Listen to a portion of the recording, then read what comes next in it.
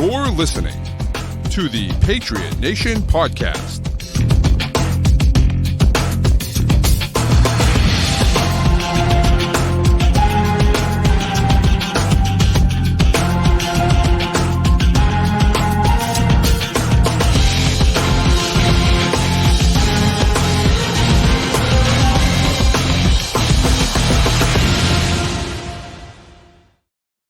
All right, welcome into another edition of the Patriot Nation Podcast, brought to you, of course, by Prize Picks, which is the official daily fantasy sports app of CLNS Media, and Game Time, which is the official ticketing partner of CLNS Media. And it's your boy, Pat Lane, with my guy, Matt St. Jean. And today we have a very special guest, as you might be able to see, in between us. It is our guy, your guy. We know him, you love him, Tayler Kyles, coming on to talk some Patriots today. Taylor, welcome to the show, man. We always love having you, man.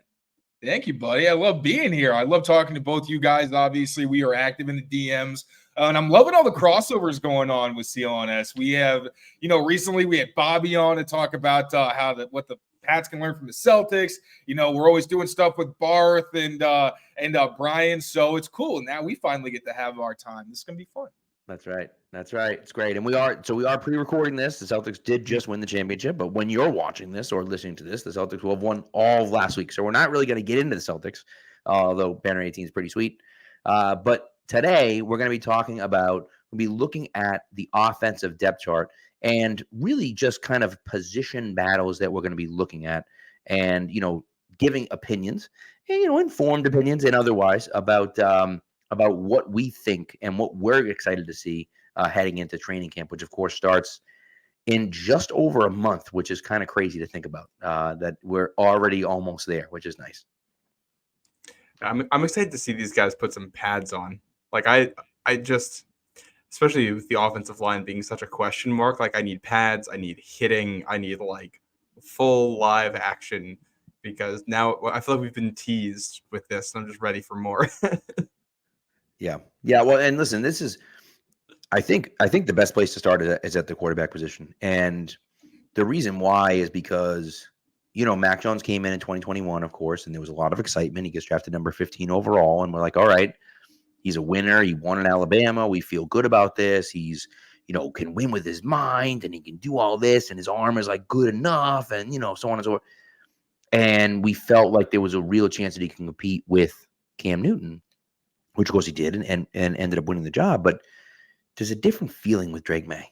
There's a different feeling with Drake May in the fact that he's not necessarily going to win with his mind just yet, but the physical tools are outrageous.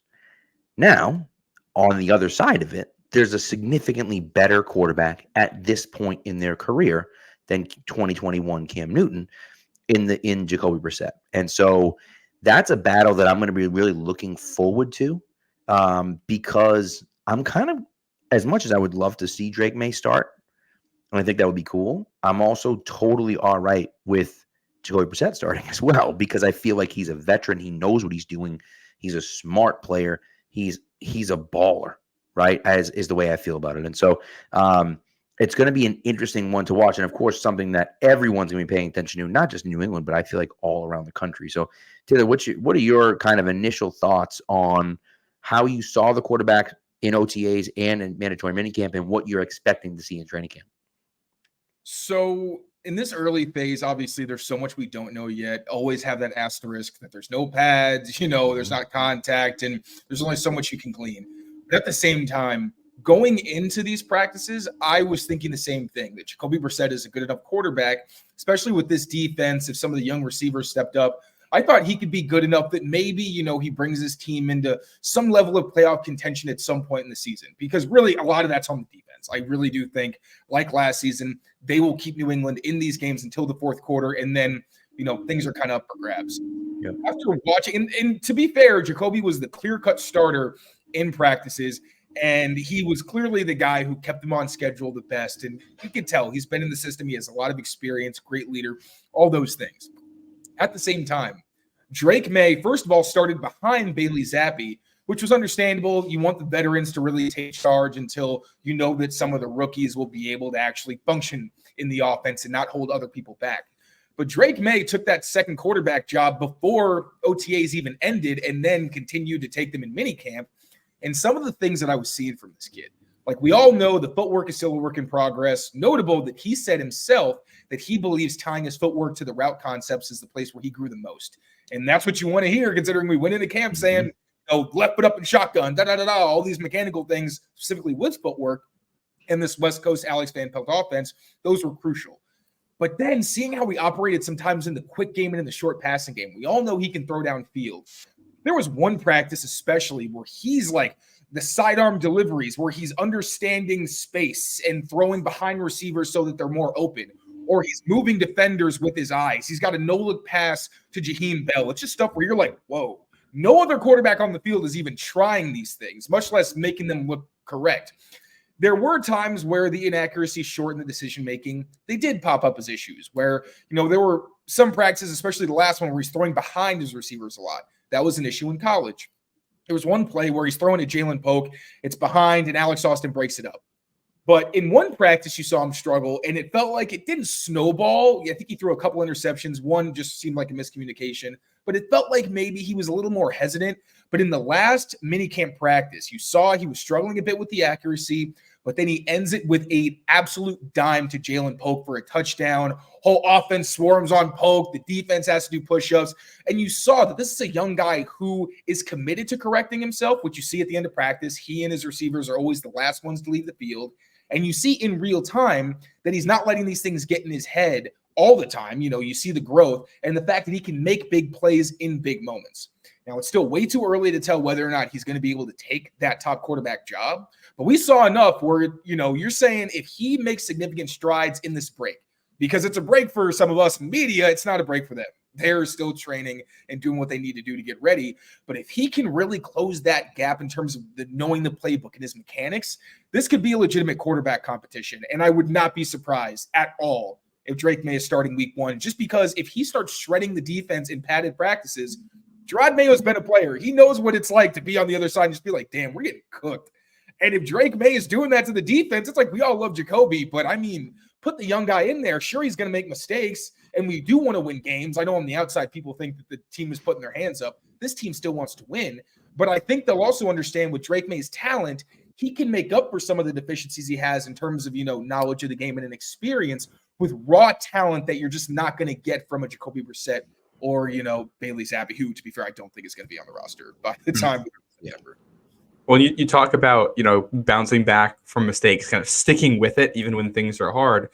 You go back to the Clemson game that he played in college. He had some real rough moments. The whole team did all game long. And that's seen his last year in college. And despite the fact that his receivers weren't getting open, especially not on time and in schedule, the offensive line couldn't block. They couldn't get things figured out. The whole time, he's still looking for ways to make plays. And there's some really bad plays in there because of that. But, I mean, he's got moments where he has no business making a throw and he makes it. Yeah, the receiver dropped it, but that's not on him. So I'm not surprised that he's able to bring that. I think that's one of the ways Drake May can elevate your team, is that even when things aren't super efficient and are a little bit clunky, you can make up for 5 bad plays with the one really good play that he's going to give you.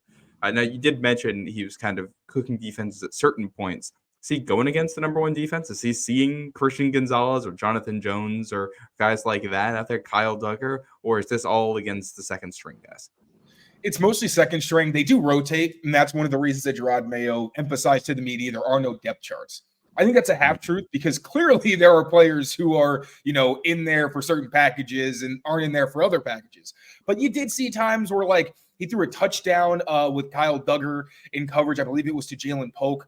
So sometimes they'll mix the personnel a bit, but, he's not always playing against the top competition for sure. And these practices are so full of asterisks. But at the same time, he's still doing the little things. He could not be doing them at all. And that's kind of my takeaway is especially the mental stuff, like I said, like throwing people open and actually creating windows. And then when guys are completely blanketed, that's another thing. He's against the second defense, but he's also throwing to some of the second team receivers.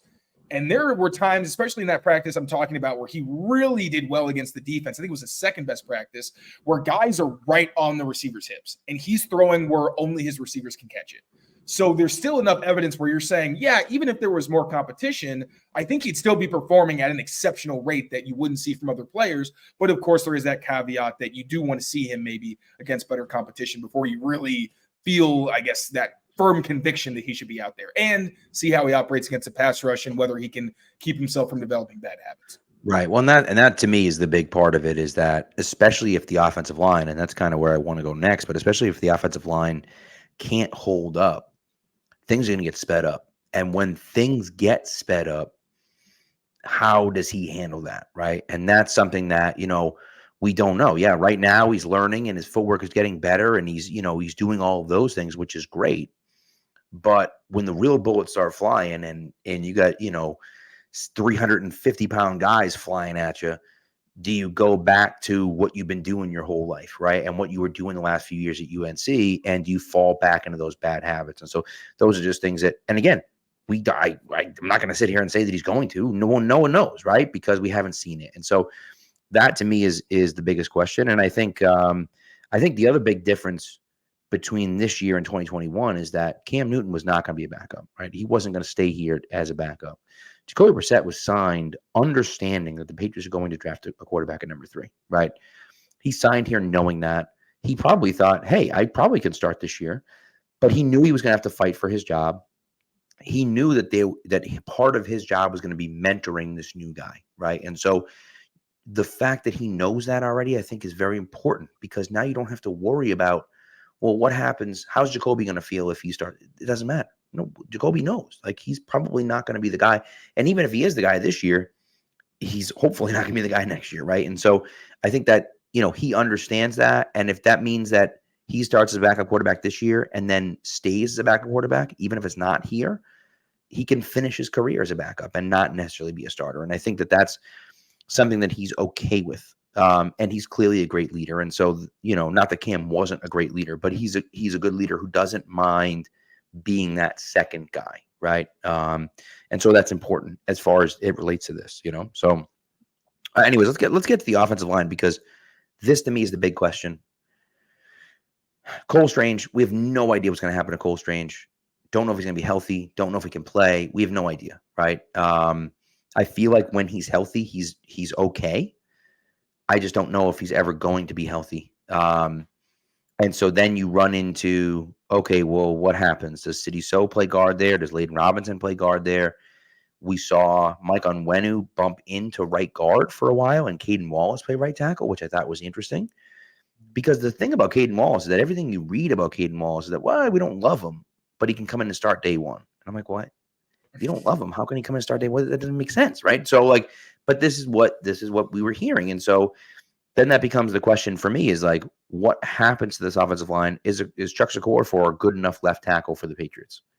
Can he start and be decent at left tackle? And then what does the rest of the offensive line look like? Because right now it's looking pretty patchwork outside of Mike Onwenu and obviously David Andrews. But what's your take, your first kind of take here? And if you were the guy choosing, who would be your starters along the offensive line? So I'll start with the second one. I think I would keep Chooks at left tackle. I think of all their guys, he's like 310 pounds. When you look at him on the field, he doesn't look like anybody else. Like, he's a lean guy, looks like a massive tight end. So I think he makes sense at left tackle. I also think, like, this is a guy with starting experience. When we talk about how the Patriots performed last season, I know the offensive line play really for the past couple of years, it's been kind of traumatizing. But they've also had guys in there who were career backups and who should never have been in positions to start, like Connor McDermott, Vidarian Lowe, Calvin Anderson. Like, these are not the guys that you really wanted to have on the field. Chooks is not going to make a Pro Bowl anytime soon, but he was good enough that the Steelers re-signed him. They weren't really trying to actively replace him. And on top of that, the only reason he got benched in Pittsburgh was he was talking crap about Matt Canada, got caught. Matt Canada gets fired like 2 weeks later, but I think it was just a bad situation. He said in the locker room, like, if I knew this was going to happen, I wouldn't have resigned here. He's a fine player. I just kind of want to clear that up because, I feel like people haven't really watched him, and the assumption is, oh, he's just switching sides. That is an important part of it. Right. If it translates, I think he's going to be solid. If it doesn't work out for him, and he has been humble in saying, it's an adjustment for me, we'll see how that goes. But he's not going to have those instant losses like we saw with Vidarian Lowe, where it's an aggressive set and then immediately loss inside the play is dead. So I think he's solid. Left guard, I would go with City So. I feel like that makes the most sense. One, it's the position he played in college. He's actually naturally a left guard, so I think that's better for him. Showed a lot of promise as a rookie. Needs to play with better technique. Needs to play under more control. That's why Scott Peters is there. And he is really the thing that I think is going to make the difference here. Because when you talk about last season, again, Adrian Clem won. For some reason, they hired him to have a coaching style that didn't match up with what they wanted to do. Right. And then obviously the injuries and all that. And then obviously he gets sick, which is super unfortunate. And you have a bunch of different people trying to run the offensive line room. So I think that'll really help with a guy like City So in his development. David Andrews goes without saying. Right guard. I will say I don't love Mike Onwenu at right guard in this Alex Van Pelt scheme because guards pull way more than tackles do in that scheme, at least when he ran it with the Browns. There's also the fact that Onwenu, he's a fantastic player. He's one of the best downhill run blockers in the NFL, one of the best pass blocking guards in the NFL. Like in my roster, I have him. I actually moved him to guard. I'll release it soon. It'll be out actually by the time this comes out. But when he's at guard, I think he's a Pro Bowl caliber player. When he's at tackle, I think he's a quality starter. He's solid, you know. But that being said, in this outside zone scheme, he's just 350 pounds. It doesn't suit what he does best. And everywhere Alex Van Pelt has been in the past like 10 years, they've had outside zone as either the most popular or the second most popular run concept that they execute. And I think Onwenu is a guy that you want running duo, you know, some power, some counter, things where he can just take a guy and put him in a linebacker's lap. But that said, Alex Van Pelt has preached using your players the way that they should be best utilized and playing to their strengths. If that works out and they do what Mike Onwenu does best, I love him at right guard. And then at right tackle, I think Caden Wallace is a fine player. And one, the fact that Scott Peters specifically picked him gives me even more optimism. Because this is a guy where he clearly saw on tape, and I understand why. He is extremely patient. He does a great job tying his hands to his feet. And with this current NFL, where you don't get a lot of opportunities to teach guys, and you don't really get those padded practices where it's hard to really take these young balls of clay and turn them into high-quality players, you've seen the Patriots bringing in all these kind of older prospects who have a lot of experience for the most part. I think that's because they're generally easier to coach because they've seen a lot of things already. Now it's translating. It's okay in the NFL. It's like this versus this guy's like, I don't even know what you're talking about. I have no reference point. So I do like the idea of Caden Wallace. He's going to be cross-trained. That's a very important thing to note. He's going to get reps at left tackle. He got reps at left tackle in practice at Penn State, just didn't play there because of Olu Fashanu. So he's going to be able to acclimate to the NFL game while using technique that he's more familiar with and without having to necessarily completely be ambidextrous while being primed in the background to become that left tackle of the future. So that's how I see the lineup. I think there's more room for optimism than this group is getting credit for, especially because the play calling is going to be run heavy. A lot of play action, a lot of chips and help in pass protection, especially along the edges, a lot of screens, things like that, where there's only going to be like 10, maybe 15 dropbacks a game where you're really telling your tackles, like, hold up when this edge defender knows that pass is coming and he can pin his ears back.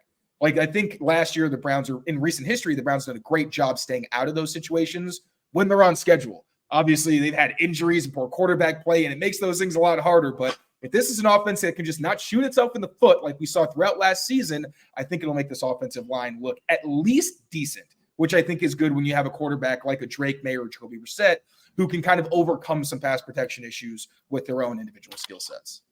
I got a couple of questions about the interior of the line. First, if Onwenu is going to stay out at right tackle and they want to keep him there, it seems like it's Nick Leverett and Layden Robinson probably battling for that right guard position.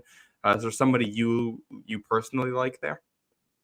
Layden Robinson would be my pick. I do not like Nick Leverett. He played a lot of games for the Buccaneers with Tom Brady. Now, to be fair, Tom Brady will make any offensive line look better. Like, watching his tape, I saw I think he gave up like 2 pressures or something crazy like that, where there were no sacks and like 1 or 2 hits. I'm like, how the hell is he doing this? He was a backup playing a bunch of games. Brady just doesn't hold on to the ball. That makes it a lot easier. But I do think he's really ferocious. I love his energy and the play style that he has. But Layden Robinson is also a very physical guy. Like, him and Mike Onwenu next to each other in the future, I'm hoping we see that because that is going to be a devastating combination. He's not the most agile guy, kind of like Onwenu, but he's got good length and he's powerful. And he's like Onwenu, where when he gets his hands on you, you're pretty much done. Like, there's nothing you can do about it. And guys like Jim Nagy and others who have watched him more extensively, I haven't gotten to get really deep into his tape yet. I've kind of been looking at other guys. But anybody that I've heard who's really watched him has said he can start. It's not really a question. It's more a matter of when, which I think can be at some point his rookie year.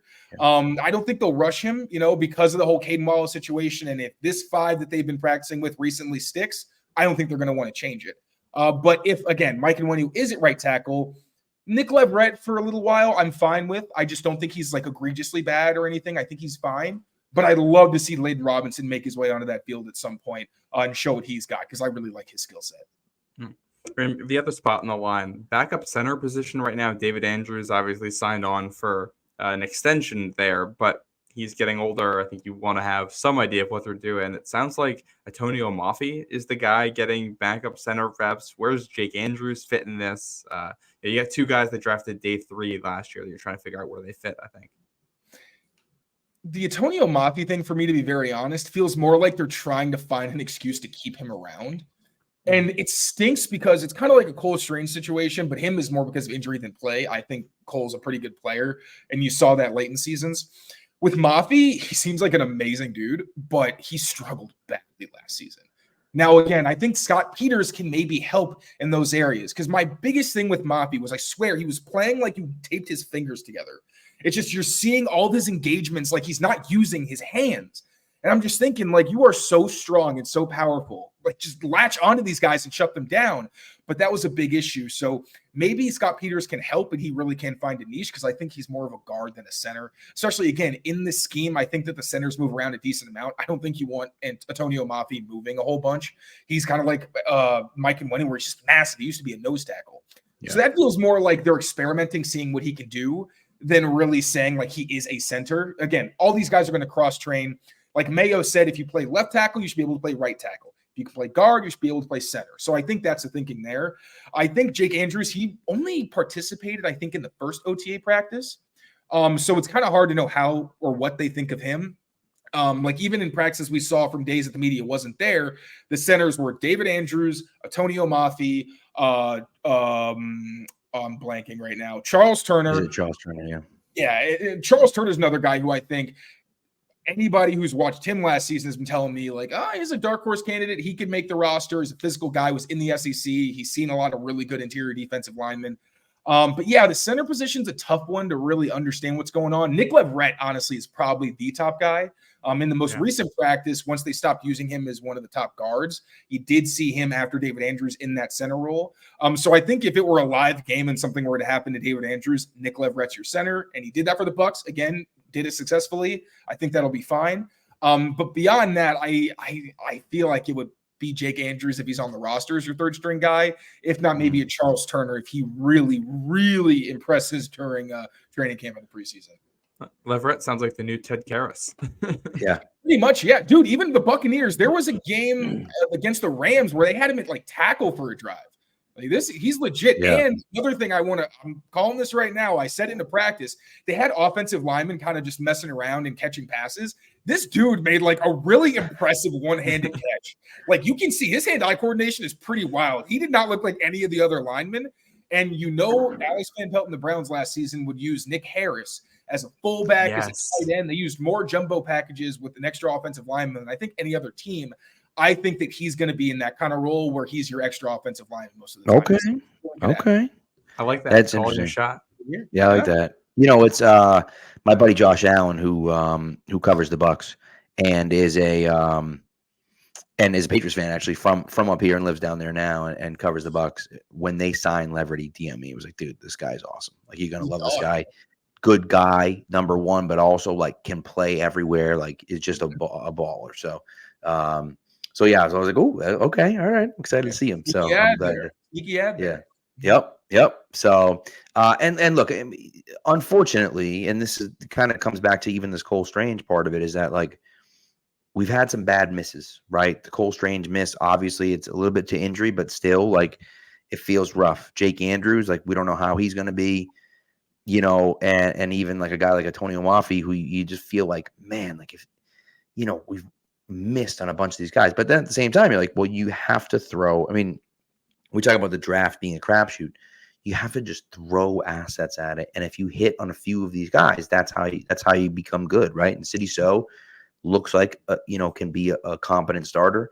Mike Onwenu, obviously a very good player. And so, you target these guys and you don't hit on all of them. You maybe miss on a ton of them, but if you hit on enough of them, that's how you build the roster back up. And so, if we can get something on a Caden Wallace and or Layden Robinson day one, or even just year one, even if they don't start day one, that's obviously something that we can build upon. And so, we'll see how it goes. But I think, especially the Cole Strange thing, everyone's like, well, Cole Strange is there and you spend a first round. It's like, doesn't matter. It doesn't matter. Bill Belichick was here. The old regime was here. And I know that a lot of the guys in the scouting department were there, but like, it's okay.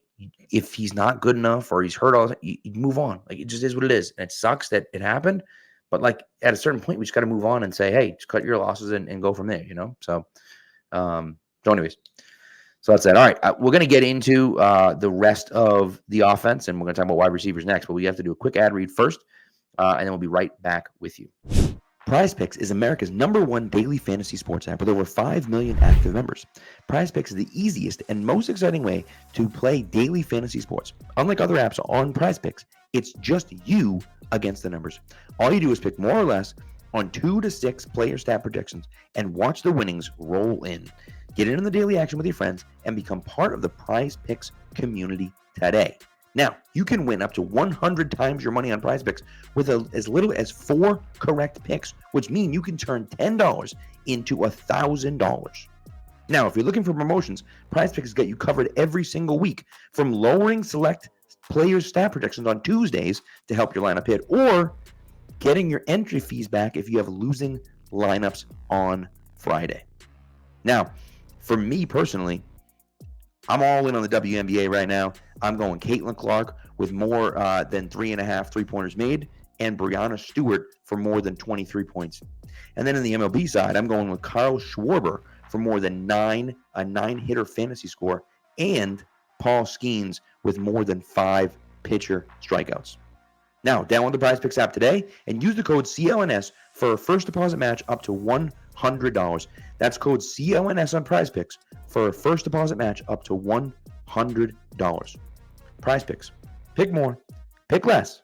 It's that easy. All right, so let's get into wide receiver, okay? Again, another position that is just riddled with young guys. Pop Douglas, Jalen Polk, Javon Baker, Keyshawn Booty, maybe Tyquan Thornton. Like, we'll see, right? But this one, to me, is the one that I'm most excited about because of all of the young guys and of the potential that's there. I'm really excited to see Kendrick Bourne again this year. And so, this one to me is like, oh, I feel good about this. I feel really good about both the guys they drafted. I felt really good about Javon Baker. Then he was kind of hurt a little bit. Jalen Polk kind of stepped up, and now it's like, okay, all right, Jalen Polk's flashing too, which is nice. So, what's kind of your take on the wide receiver spot, and who do you think might be that top 4 to 5 once we get into training camp? Now, look, I'm kind of known as the optimistic guy. And when we're at these stages where a lot of it's projection, then yeah, I kind of like to look at, okay, what can they be? Not necessarily, what they can't be. Although I like to sprinkle in, a little bit of reality for sure. I'll call it like I see it, though. Once these guys get on the field, like with Juju, I was pumping Juju's tires before practices. They got out there and I was like, ooh, Juju is not it. Like we should really temper these expectations. That wasn't the case with Javon Baker and Jalen Polk. Javon Baker, obviously he missed the last few practices, but the last one that we saw him at, he was balling. This dude had 2 crazy catches where there's a guy all over him. He's near the sideline and making these crazy grabs, but it wasn't like surprising because he was doing that in college. Like I wrote about it extensively. I really think he has like wide receiver 1 potential on this team. If they at some point go out and say, we want a T. Higgins type or like a proven true alpha who's a freak of nature and does all these crazy things, I won't be surprised. But Javon Baker is someone that you want involved in your offense. And I think if he can make an early impact, him and Jalen Polk, I think that's when this offense turns into something that people actually respect. And not just, I'm so scared of KJ Osborne. All due respect, but like, right. KJ Osborne's been a 5 most of his career. I hope he can outperform that, but that's what our expectation should be. Right. If it were just him, I would feel differently. But Javon Baker is a really talented guy. He gives them that X that I think they've needed. He's a really good route runner. He can actually separate, again, something they haven't had specifically from that X spot in a while. And he's a proven deep threat. He was one of the most productive and efficient deep threats in college football last season. Jalen Polk is a very similar story, though. I don't think he's as good of a separator. He's not quite as fast. Neither guy's a burner, but Jalen Polk is more like a strider where if you don't touch him off the line of scrimmage, but you're impressed, he's probably going to get behind you. But even more than that, his hands are incredible. And you really saw it in the last minicamp practice where Drake May gave him some opportunities. He's making his really difficult grabs, full extension. You even see it when he's running routes on air, like in the red zone. It's that kind of that arrogance where he knows he has strong hands. Sometimes you see guys like when they go for a catch, their arms will kind of be like this. They're so close to their body. Jalen Polk is like this. His arms are fully extended. He is trying to make sure he's the first one to the ball every time, and then he can actually finish as well. Now, the route running and some of the work against press, that's going to come for sure. But I think he's going to be a guy where, one, as a receiver, he's just a great security blanket and a legitimate downfield threat as well. Like, he's not just Jacoby Myers where it's all crossers and every once in a while you get him on a slot fade inside the numbers. Like, he was in one of the most prolific offenses in the NFL in college football last season and really fits with Drake May's skill set. So those two guys, it's too soon to predict whether they're going to have massive roles, but I think Jalen Polk is going to be a starter also because he's a fantastic run blocker. This dude was going up against defensive linemen, linebackers, cracking safeties, and like getting in their face about it. It's just an energy that they haven't had in a long time. Javon Baker has kind of got an edge as well, which is why I love these guys. But I think Jalen Polk will be an instant contributor. KJ Osborne has just been with the first team. He's been solid. Like Jacoby Brissett, not flashy, but consistent, where I could see him probably being in that KJ Osborne role. Kendrick Bourne role, probably a lot of condensed sets so that these guys have some two-way goes. But yeah, KJ Osborne is just a solid player. I think he's going to start. And then Pop Douglas is going to be the dude. He has been looking so good in these practices. He's making catches in the red zone. He's making them when he's well covered. He's getting wide open at times as well.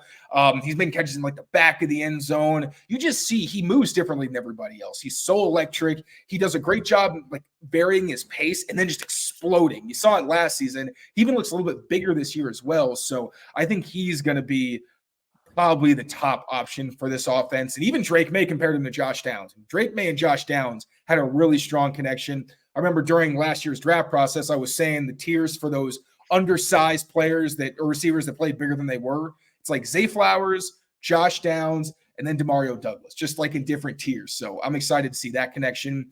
And Kendrick Bourne gets out there. I feel like that may push KJ Osborne back down the depth chart.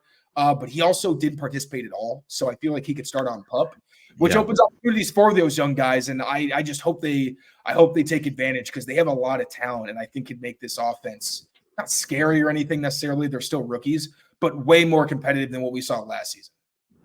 Well, I think having the pair of rookies there, two guys who can make big catches, is huge when you have a rookie quarterback you're trying to develop. And all over Mayo's UNC tape is him just being willing to throw it up to guys who are somewhat covered and giving them a chance to make a play. And yeah, those are those guys. I think you probably, from what you said and what I've read, it feels like, Pop Douglas in the slot, Polk will start because of all the things you mentioned. And then if Bourne is healthy, probably Bourne and Baker rotating at that third receiver spot. And then you kind of go from there. For the end of that depth chart, it seems like it's a battle for the last two spots. Quickly, is there anybody I know Kayshon Boutte had a good practice. Thornton's had a good practice. I think one of them. What do you think about that? So Jalen Reagor, I think, is the guy who's probably going to be the fifth receiver on this team. And obviously that depends on whether or not Kendrick Bourne's actually on PUP or whatever. But Reagor has been one of their top returners. That's huge. We've already seen he can do it. He's got good physicality and the home run speed. And he's also been their second string X receiver behind Tyquan Thornton. So they clearly think he can play some, contribute on some level on offense. And we haven't really seen him downfield, which is where he really came on late last season.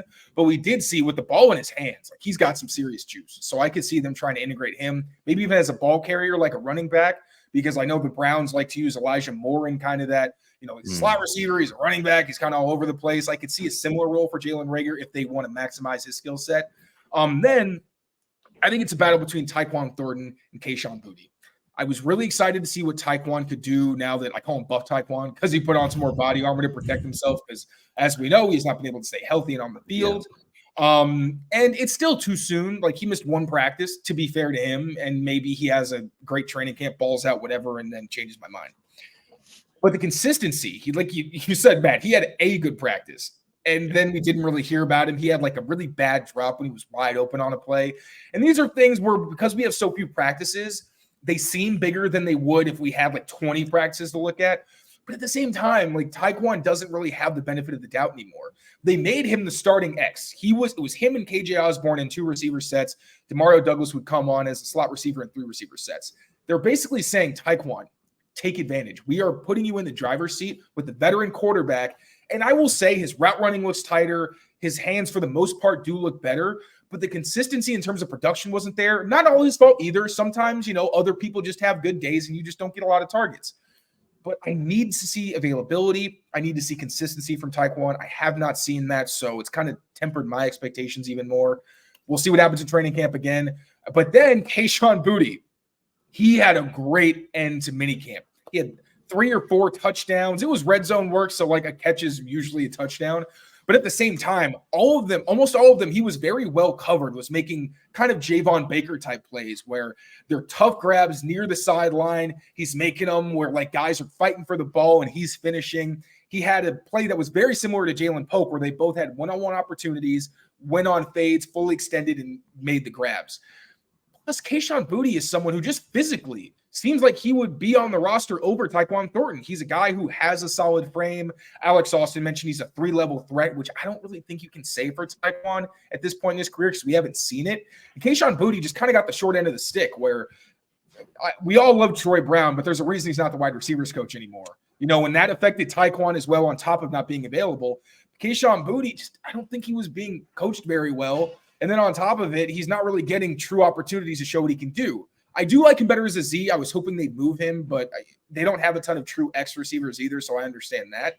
But if in my roster projections on CLNS Media, I said that I do think when it comes down to it, based on what we've seen, I would give Kayshon Boutte the edge just because, he's got a better track record just as a physical fit, as, with his skill set. Tyquan gives you speed that no one else does, but outside of the speed, it's like, I don't really know why else I could justify giving him a roster spot.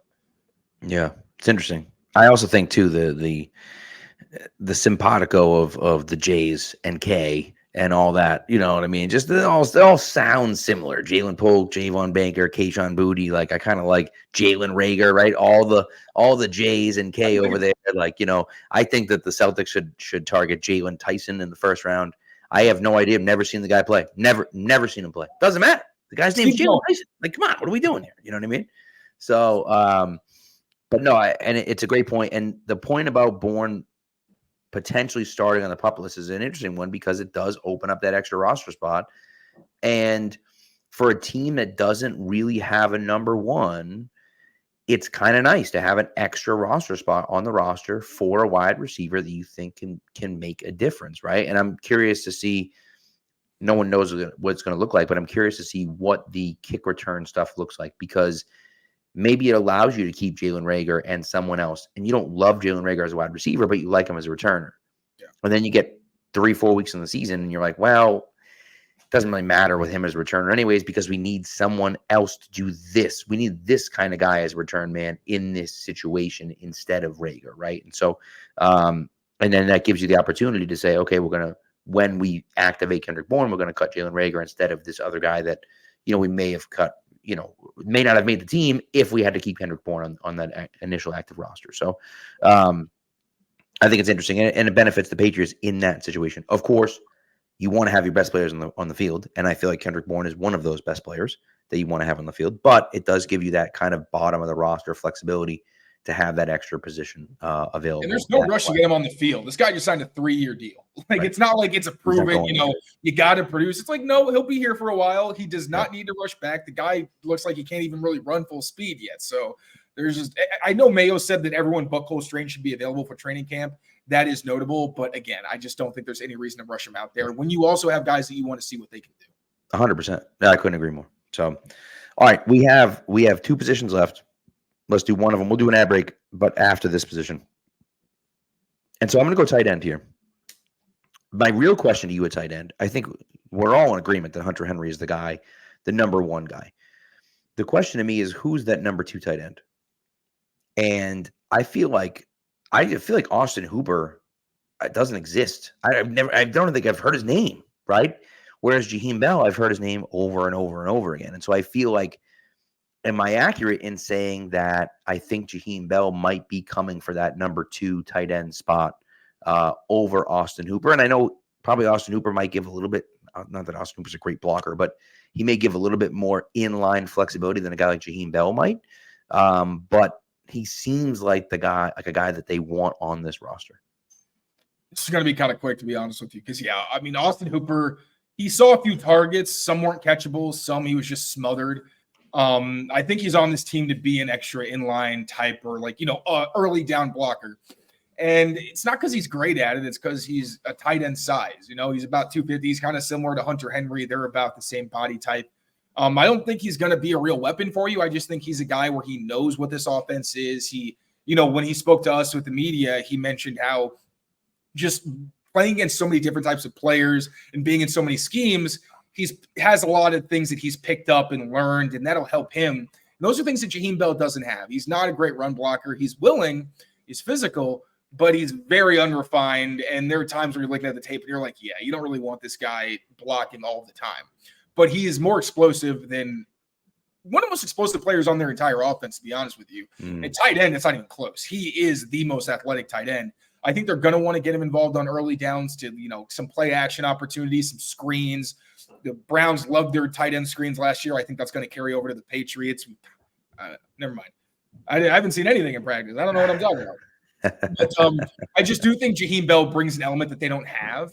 And he did show up in practice as well. Like, he's had some impressive touchdowns. He's been active, much more active as a receiver than Austin Hooper. So I think it'll be more situational. Like, this is also a team that's probably going to use a lot of 3 tight end sets, sometimes maybe even 4 tight end sets, where you just see as many big bodies as they can get on the field. But I think that Jaheim Bell, among the tight end position, will almost certainly be second in targets unless he just doesn't perform and take advantage of his opportunities. But I feel like Alex Van Pelt, especially because he is creative and understands how to maximize a Jaheim Bell where he is undersized and you don't want him in line all the time. You want to move him around to give him advantageous matchups, but he can run by defensive backs. He's going to break tackles against defensive backs. And if you have him, attached to the line of scrimmage running down the seam, a tight end's going to try to chip him. It's not going to move him at all. He's just going to swipe right by it, and then he's going to blow right past the guy.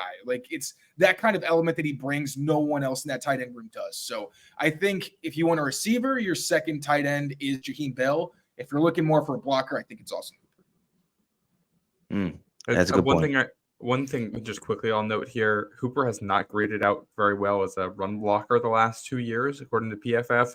But his last year in Cleveland, 3 years ago, he received about the same grade that Pharaoh Brown got for the Pats last year. So if you can get that level of production out of him, I think as a blocker, I think that makes a lot more sense.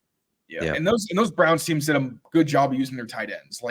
They didn't put Harrison Bryant. Actually, no, Harrison Bryant's a pretty good inline blocker too because he's got good size. But when they put their tight ends at the point of attack, it was guys who could actually handle that responsibility. I don't think they're going to ask Jaheim Bell to be, at the point of attack as that inline Y and be like, hey, block a 270-pound defensive end by yourself. We're not going to see that kind of stuff. Yeah, I do feel the way.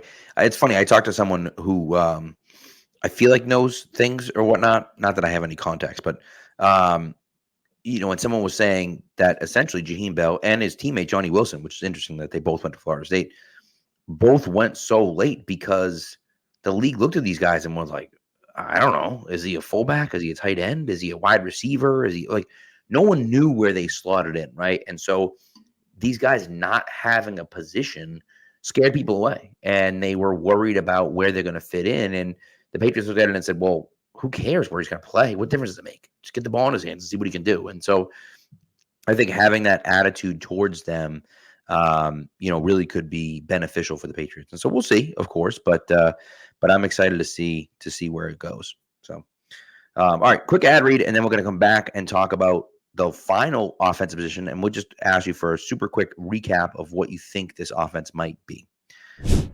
All right, now that basketball season is officially over and the Celtics have hung banner 18, it's time to shift our focus to the Red Sox. And Game Time is an authorized ticket marketplace of Major League Baseball, which makes getting tickets faster and easier. Prices on the Game Time app actually go down the closer it gets to first pitch. With killer last-minute deals, all-in prices, view from your seat, and the lowest price guaranteed, Game Time takes the guesswork are to buying MLB tickets. Now, for me, I'm actually going to see the Red Sox later on this month.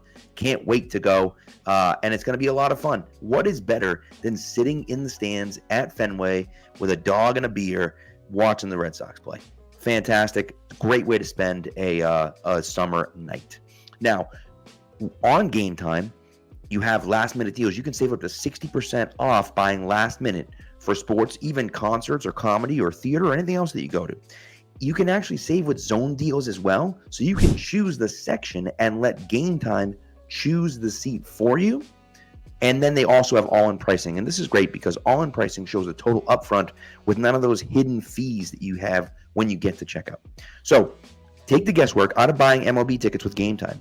Download the Game Time app, create an account, and use the code CLNS to get $20 off your first purchase. Terms apply. Again, download the Game Time app, create an account, and redeem the code CLNS for $20 off.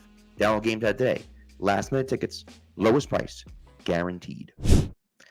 All right, so let's get into the running back, which is the last spot here. I don't think there's really much to talk about at running back, to be completely honest with you, other than the fact that the only thing I really want to ask you, I'm excited to see what Antonio Gibson can give us as a number 2 running back. But the question that I have for you is, would you pay Ramondre Stevenson to stay here with the Patriots, understanding what the running back position looks like?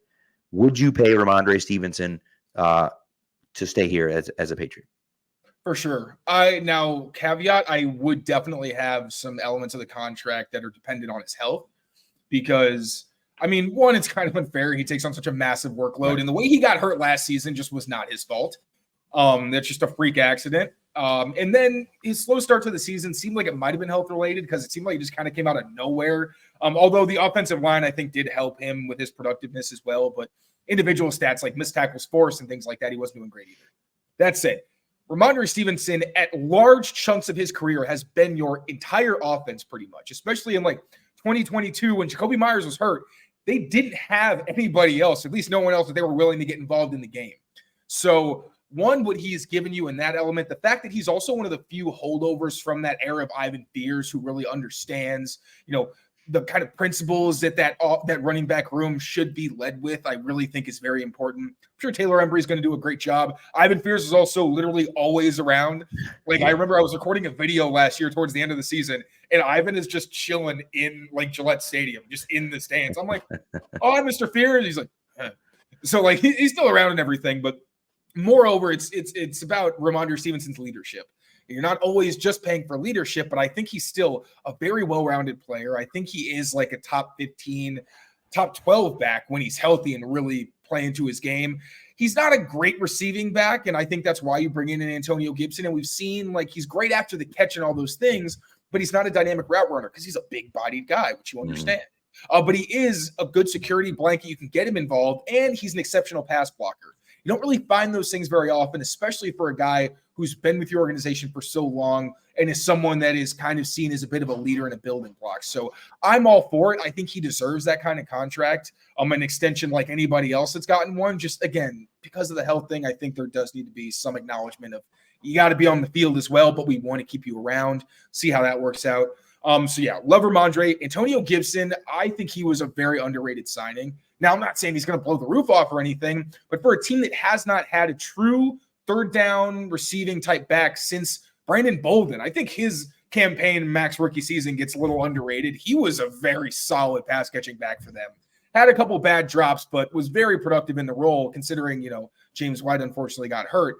But you need that kind of guy where not only can he run a diverse route tree, this is a guy who can be in the slot, be out wide, and run wide receiver routes, and then finish at the catch point like a wide receiver. And you've already seen, I can't really say specifically what it was, but in practice, you can tell that Alex Van Pelt has an idea of how to use him and maybe even use him with Ramondre Stevenson at the same time. Kind of like what we saw last season with Mondre and Zeke, but it was pretty obvious with Zeke. It's like, okay, yes, he can do these things, but should he be doing these things?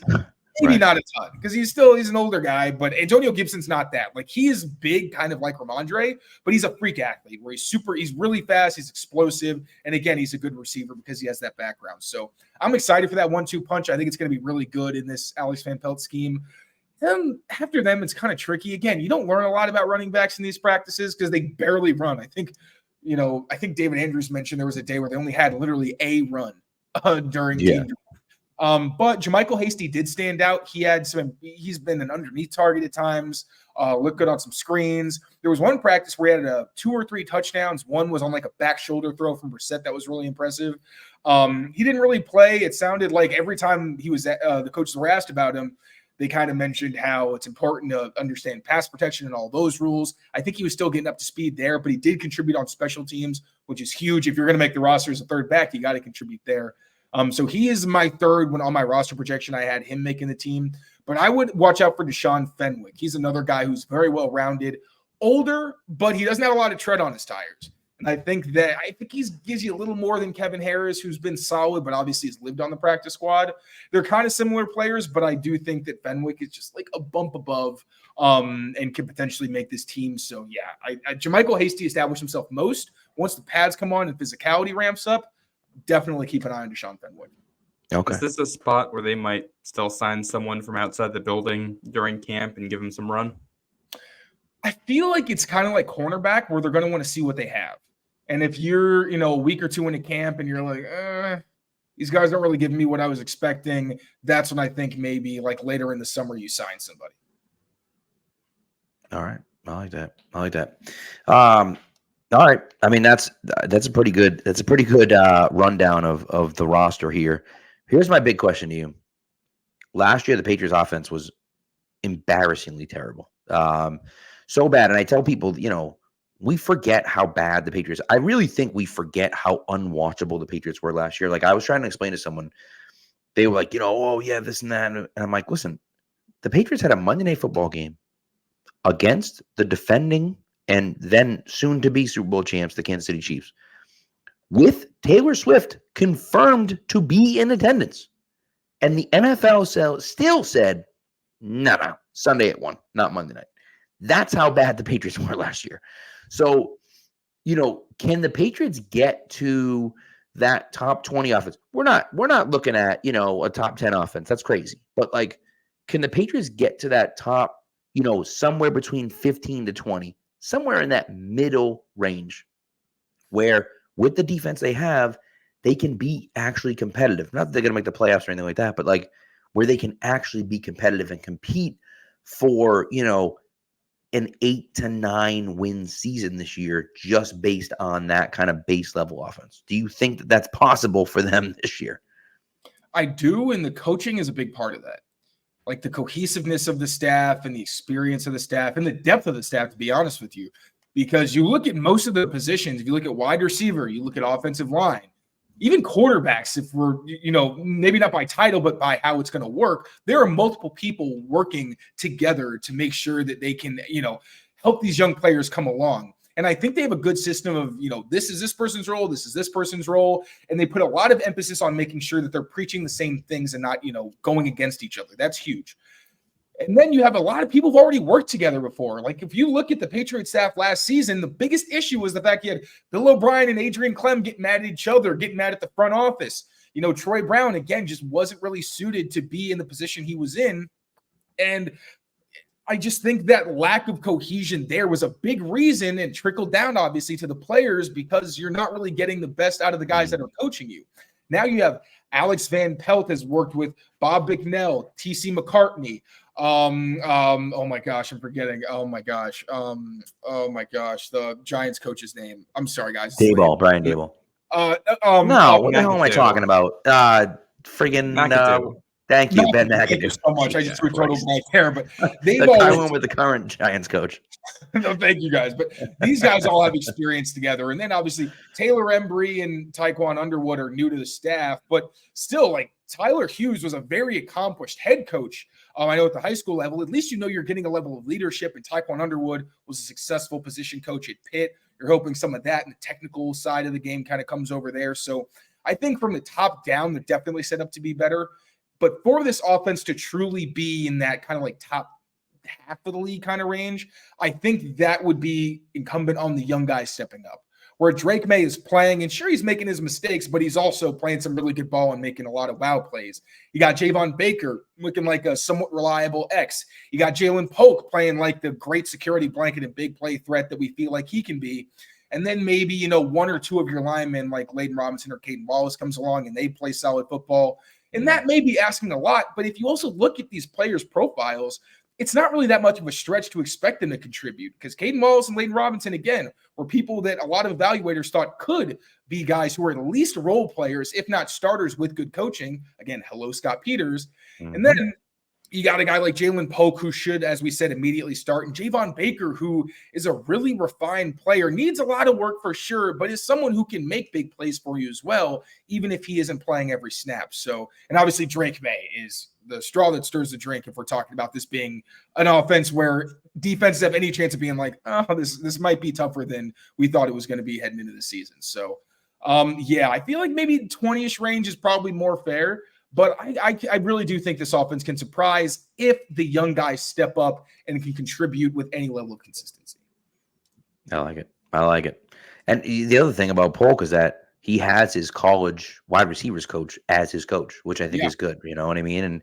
And again, they're kind of working in concert with the guys that they already have at coach, so which is good. No, it's interesting. It's gonna be a fun offseason, and I think a fun beginning of the year. I think people are nervous, rightfully so, but I'm excited to see what it looks like, even if it doesn't look great right away. So we'll see. Anyways, this has been so much fun, Tayler. We appreciate you. We love you coming on. Is there anything you want to plug before you go? Anything? I mean, obviously, anyone that's watching this or listening to this should be subscribed to CLNS and be watching you every day, anyways. But is there anything else that you want to plug before you head out of here? Sure. Thank you guys again for having me. Always a pleasure chatting with you guys. My as you can see, my Twitter at tkyles39 is where you're going to see a lot of my film stuff and just whatever's kind of flying out of my brain at any given moment. And then obviously CLNSmedia.com is where my written work's at. And then Patriots Press Pass for all my YouTube stuff. Love it. Absolutely love it. One of the brightest minds on Twitter, in my opinion, and you're finally getting the recognition from some of that national media that you deserve. And it's fun. I'm like a proud uncle. You know what I mean? You came onto Pat's pulpit as a young kid, and you're still a young kid. Let's be honest. But but you've been killing it, and so you keep up the good work, man. And we're happy to have you on anytime, and we love talking to you. So, appreciate you, Pat. All right, guys, have a great night, and thank you for tuning in. And we'll talk to you later.